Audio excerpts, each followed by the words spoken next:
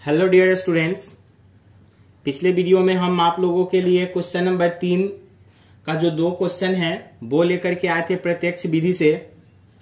और आज हम बताने वाले हैं आप लोगों को क्वेश्चन नंबर 3 का जो 3 है क्वेश्चन, उसी को बताने वाले हैं। तो इसको जानने से पहले थोड़ा सा हम लोग क्वेश्चन समझ लेते हैं कि क्वेश्चन का क्या रहा है। तो ध्यान देना है, क्वेश्चन आपका दिए हुआ है जो आपके पेज नंबर SP का जो है कि 33 है।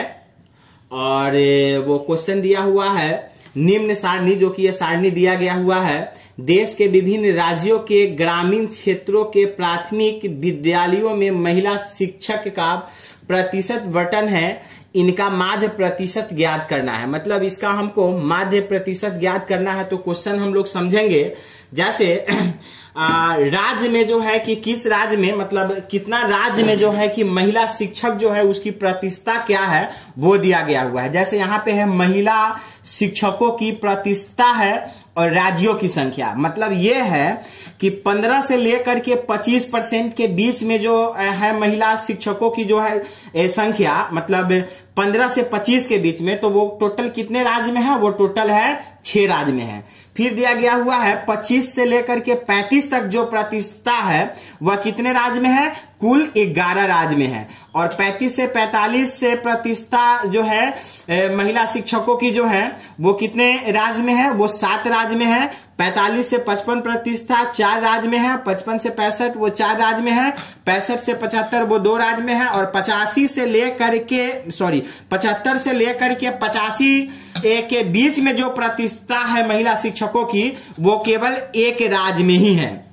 तो इसे यह पता चलता है कि ये तो अंतराल में दिया गया हुआ है और यहाँ पे जो ये राज्य की जो संख्या दिया गया हुआ है, मतलब कि क्या है?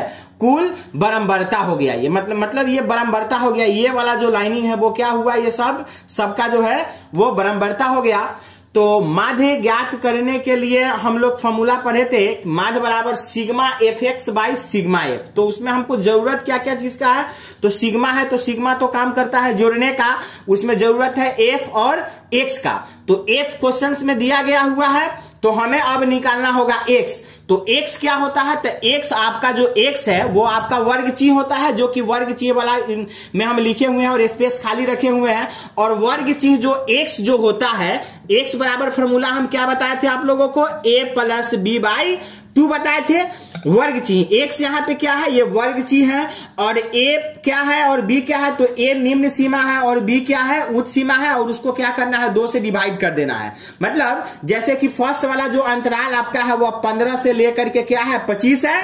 तो इसमें निम्न सीमा आपका क्या हो गया? तो निम्न सीमा आपका जो है कि वो 15 हो गया। और उच्च सीमा आपका क्या है? तो उच्च सीमा 25 हो गया। तो यहाँ पे क्या है? निम्न सीमा प्लस उच्च सीमा बटा 2। मतलब कि दोनों अंतराल को जोड़ करके क्या करना है? 2 से भाग दे देना है। तो क्या हमारा ज्ञात हो जाता है? वर्ग चिन्ह ज्ञात हो जाता है। तो फर्स्ट वाला जो अंतराल है वो है 15 से लेकर के 25 तक है। तो दोनों को हम लोगों को जोड़ देना है। तो दोनों को जोड़ेंगे तो 15 प्लस 25 और बटा क्या कर देंगे? 2। मतलब 2 से डिवाइड कर देंगे। तो दोनों को जोड़ने के बाद हमें क्या मिलता है? ये 40 मिलता है। और 40 में जब हम लोग 2 से भाग दे देंगे तो 20 दूना 40। मतलब कि वर्ग चीज जो है कि फर्स्ट वाला लाइनिंग का वो क्या आ जाएगा? 20 आ जाएगा। तो थोड़ा सा हम लोग इसी तरह से करके पूरे वर्ग चीज को हम लोग ज्ञात करेंगे। तो थोड़ा अच्छा से आप लोग ध्यान दीजिए। फर्स्ट वाला जो आपका है वो 15 से 25 दोनों को क्या करना है? वर्ग चिन्ह निकालने के लिए जोड़ देना है। तो 15 और 25 को जोड़ेंगे तो 40 हो जाएगा। और 40 को 2 से डिवाइड करेंगे तो क्या आ जाएगा हमारा? वो आ जाएगा 20 आ जाएगा। फिर सेकेंड वाला लाइन में देखिए, ये 25 से लेकर के 35 तक है। दोनों को जोड़ेंगे तो क्या आ जाएगा? 60 आ जाएगा। और 60 को जो है कि 2 से डिवाइड करेंगे तो क्या आ जाएगा? वो आ जाएगा हमारा 30 आ जाएगा। और थर्ड वाला लाइन में देखिए, 35 से लेकर के कहां तक है? 45 तक है। दोनों को जोड़ेंगे तो क्या आ जाएगा? ये 80 आ जाएगा। और 80 को 2 से भाग देंगे तो क्या आ जाएगा? यहां हमारा 40 आ जाएगा। फिर 55 और 45 को जोड़ेंगे तो हमारा ये 100 हो जाएगा। 100 को 2 से भाग देंगे तो क्या आ जाएगा? 50 आ जाएगा। फिर इस दोनों को जोड़ेंगे तो 120 हो जाएगा। 120 को 2 से डिवाइड करेंगे तो हमारा 60 आ जाएगा। फिर इस दोनों को जोड़ेंगे, दोनों को जोड़ने के बाद हमारा क्या आ जाएगा? 140 आ जाएगा। 140 को 2 से डिवाइड करेंगे तो हमारा क्या आ जाएगा? यहाँ पे 70 आ जाएगा। फिर इस दोनों को जोड़ेंगे तो दोनों को जोड़ेंगे तो आ जाएगा 160, और 160 को जब हम लोग 2 से डिवाइड करेंगे तो हमारा क्या आ जाएगा 80 आ जाएगा। तो थोड़ा सा ध्यान दीजिए, ये थोड़ा सा आप लोगों को जानने के लिए सबको जोड़ जोड़ के और 2 से भाग दे करके बताया है, लेकिन ऐसा और इतना टाइम हमें इस क्वेश्चन में लगाने की कोई नेसेसरी नहीं है, बस एक आध को करके देख लेंगे। जैसे फर्स्ट वाला है वो 15 से जो है कि 25 दोनों को जोड़े हैं तो 40 आया है, 40 को 2 से भाग दिए है तो 20 आया है।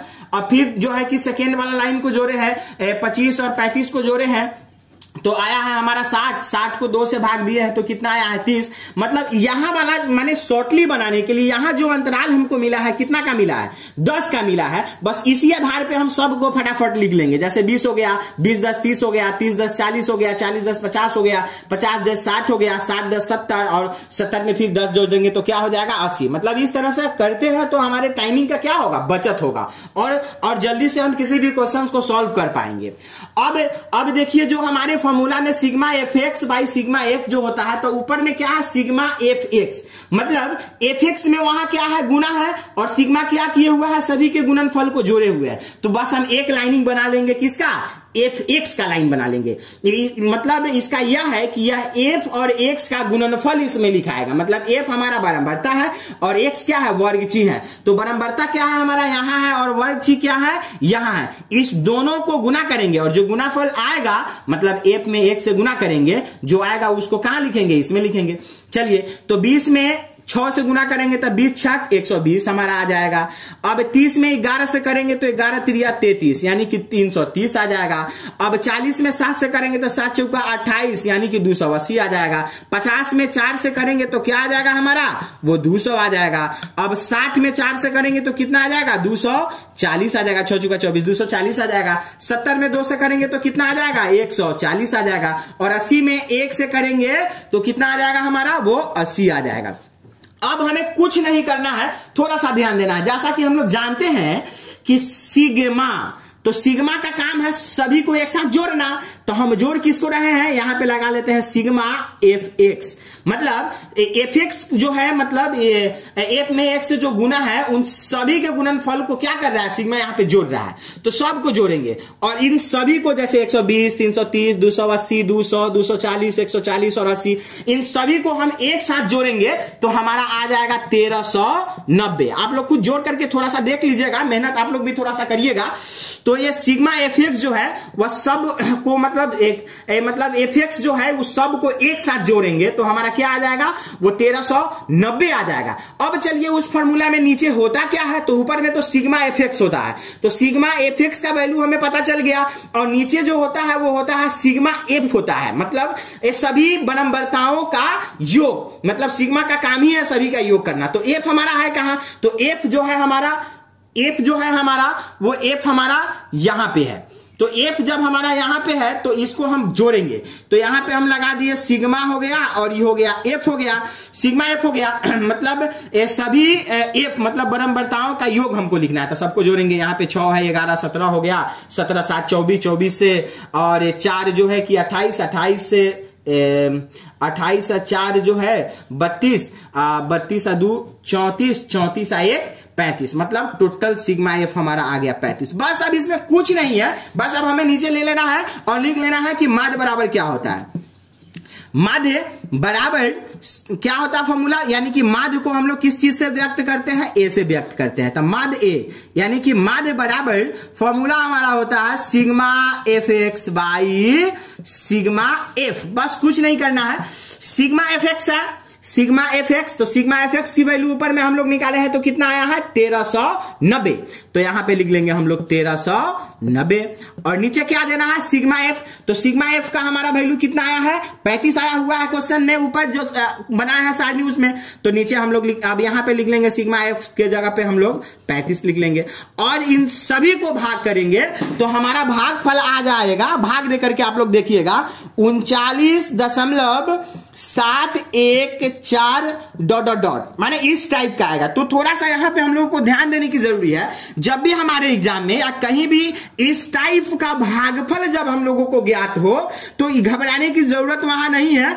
इसको हम लोग लिख सकते हैं 39.714 7 1 ये हमारा आंसर हो गया। अगर हमें मन नहीं है, जैसे हमको 7 1 लिखने की मन नहीं है, तो इसको अगर हम 39.7 भी लिख करके अगर हम लोग छोड़ते हैं तो हमारा वो गलत नहीं है, हमारा आंसर वो क्या होगा, हमारा वो सही होगा। तो यही हमारा माध्य का आंसर हुआ। तो नीचे हम लोग क्या लिखेंगे, जैसे क्वेश्चन में दिया हुआ था, क्वेश्चन में दिया गया था जो है कि महिला जो विद्यालयों में महिला शिक्षकों का प्रतिशत बटन दिया गया है, तो इसका माध्य प्रतिशत ज्ञात करें। तो नीचे लिखेंगे अतः इसका माध्य प्रतिशत बराबर क्या लिख देंगे हम लोग यहां, अतः इसकी